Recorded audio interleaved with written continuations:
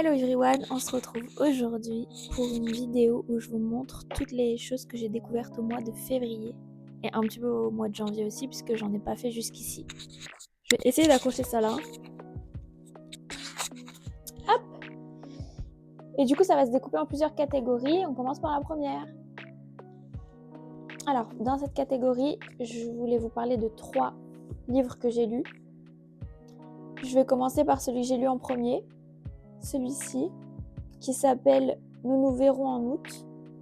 C'est un livre de Gabriel García Márquez. Mais en gros, c'est l'histoire d'une fille qui va sur une île. Elle va chaque année à la même date sur une île pour déposer des fleurs sur la tombe de sa mère. Sur cette fameuse île, il va se passer des tas de choses. Et en partie, elle va rencontrer des gens qui vont changer un petit peu sa façon de voir les choses. C'est un livre qui est pas mal du tout, assez court. Le seul petit défaut que je lui ai trouvé, c'est qu'il y a pas mal d'erreurs dans la traduction. Mais sinon, en soi, l'histoire en elle-même, elle est très sympa, franchement, si vous avez le temps. En plus, il n'est pas très gros, donc c'est assez rapide à lire. En deuxième position, il y a ce livre-là qui s'appelle L'Aidé, qui est une histoire un peu plus difficile, un peu plus profonde, mais qui parle aussi un petit peu de deuil. C'est l'histoire d'un garçon qui habite à Istanbul et qui est malgré lui dans un gang. Et en fait, son frère et un autre gars vont être en rivalité et c'est son histoire à lui par rapport à ce qui va se passer dans ce gang-là. Et c'est assez intéressant parce qu'il y a toute une espèce de part sur les émotions que tu as le droit ou pas de ressentir quand tu es dans ce genre de situation. Vous avez vu la petite ombre là qui est passée, c'est madame qui va essayer de faire bouger le trépied. Tu fais bouger tout. Là, il y a 5 minutes, elle a essayé de manger mon micro. Ah bon, bah voilà. Là, vous ne voyez plus rien. C'est les poils de sa queue, bien sûr. Donc oui, pas mal du tout. Ça a été écrit par Ahmet Altan. Je ne sais pas si je le dis bien. Mais du coup, le titre, c'est L'Aidé. Parce que je pense que ça parle aussi un peu du dilemme, du côté un petit peu imprévisible et tout ça. Celui-là, j'ai eu un peu de mal à lire la deuxième partie, mais le début vraiment je l'ai lu tellement vite, je voulais pas m'arrêter, c'était génial. Il y a tellement de choses qui se passent et tout ça, et puis justement comme je disais, c'est hyper intéressant parce qu'il y a toute la part émotion du personnage principal qui est, comme il est viril, ne devrait pas ressentir d'émotions, sait pas comment gérer puisqu'on lui a jamais appris et tout ça, et donc c'est hyper intéressant. Et en numéro 3, c'est un livre que mon frère et ma belle-sœur m'ont offert, qui s'appelle Minuscule folle sauvage, qui est écrit par Pauline de Tarragon. Et en fait, c'est une BD qui est assez rigolote parce qu'elle est pas très conventionnelle, disons. C'est très différent d'une page à l'autre. Moi, j'ai adoré. Vraiment, tout est cool. Tout est intéressant. Et c'est un peu le miroir on dirait que c'est un peu le miroir de ce qui pourrait se passer dans sa tête. Enfin, moi, c'est comme ça que je l'ai ressenti. Et surtout, je me suis sentie un peu dans sa tête. Et en même temps, j'avais un peu l'impression qu'elle était dans ma tête à moi, ce qui est un peu particulier. Et voilà. Après, le titre Minuscule folle sauvage, je me suis dit peut-être qu'on essaye de me faire passer un petit message. Je sais pas trop comment le prendre. Mais franchement, ça vaut le coup. C'est hyper joli. Les dessins sont très, très chouettes. Bon, après, je vous spoil pas trop. Mais voilà, il y a plein de trucs comme ça. Et ça parle de comment elle se sent, ça parle de plein de trucs. De son histoire personnelle, de son enfance, tout ça. Donc en fait, c'est une fille qui a l'air d'avoir grandi un petit peu dans les mêmes années que moi. Donc j'ai un peu l'impression qu'on a la même enfance. Et j'avais l'impression que vraiment, elle l'écrivait ou sur moi ou sur quelqu'un de notre génération, quoi. Du coup, vraiment très chouette, je vous le conseille. Et puis les dessins vraiment iconiques, hein. T'as rien à dire. Tout est cool. Franchement. Hein. Ma page préf, c'est vraiment celle-là. Avec les petites robes. Mais en fait, c'est un exemple. Voilà, je vais vous montrer ça comme ça fait un exemple. C'est suivant les tenues, quel type de phobie tu te retrouves. Par exemple, elle parle d'endométriose, par exemple, il y a écrit robe de couleur endométriose. Enfin bref, c'est hyper intéressant et hyper chouette. Ça parle de troubles, tout ça, ça parle de plein de trucs. Je vous laisserai regarder. Et puis il y a vraiment beaucoup de types de dessins. Ça fait un peu journal, un peu journal intime, un peu voilà. Donc je vous conseille fortement, si ça vous intéresse, d'y aller, de regarder. C'est vraiment trop chouette. Et on passe dans la deuxième catégorie.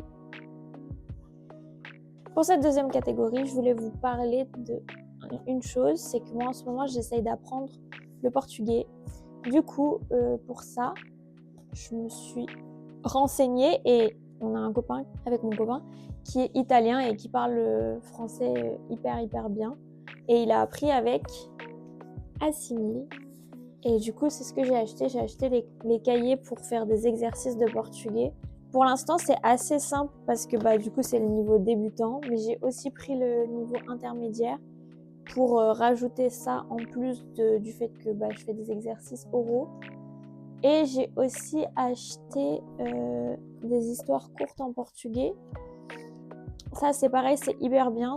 Du coup, c'est des textes. C'est des textes qui sont écrits une fois en portugais, une fois en français pour pouvoir, justement, s'il y a un truc que tu comprends pas, pouvoir comprendre du coup. Enfin, avoir une explication, quoi. Et du coup, là, il y a un espèce de petit... Dans les pages, il y a des espèces de petits lexiques comme ça. Et franchement, c'est pas mal du tout. Après, ça fait un peu mal au crâne quand tu débutes parce que ça fait beaucoup d'infos d'un seul coup. Mais en vrai, ça vaut le coup. Hein.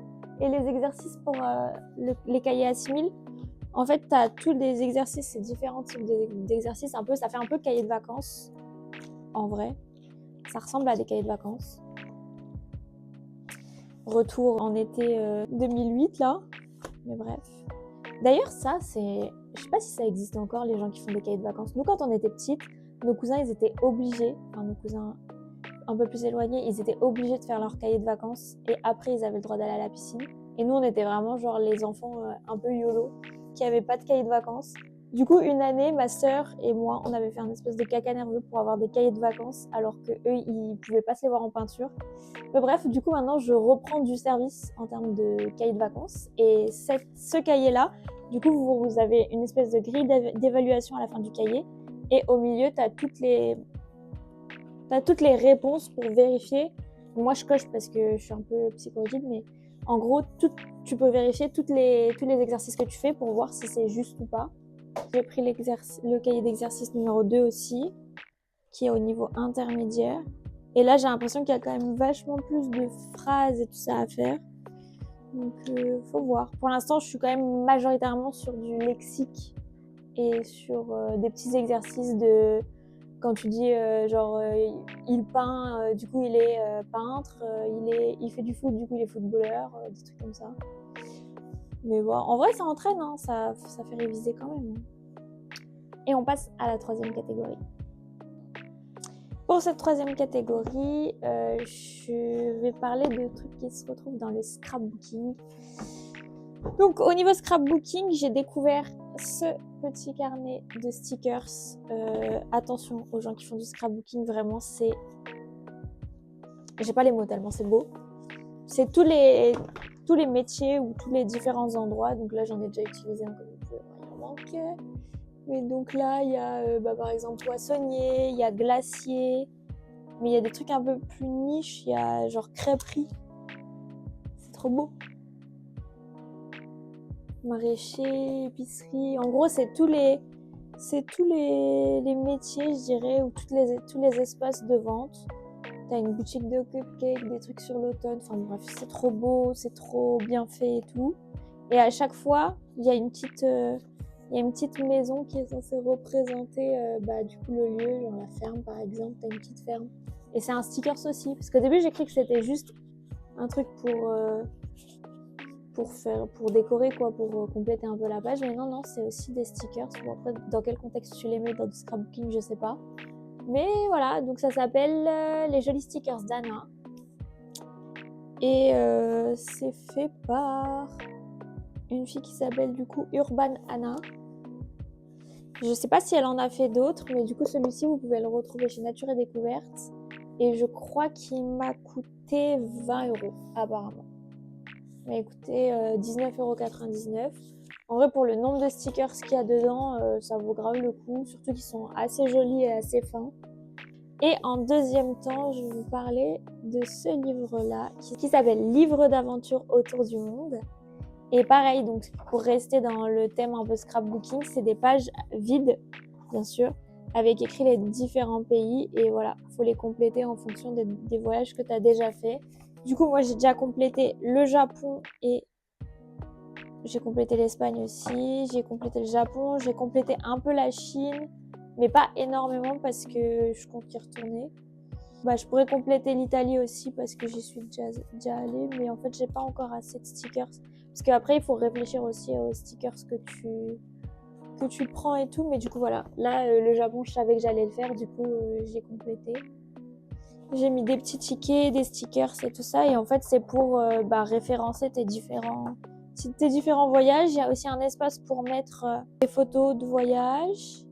Il y a un espace pour parler des différentes rencontres que tu as fait et un espace pour mettre aussi les billets d'avion. Donc c'est cool, j'ai trouvé ça chouette.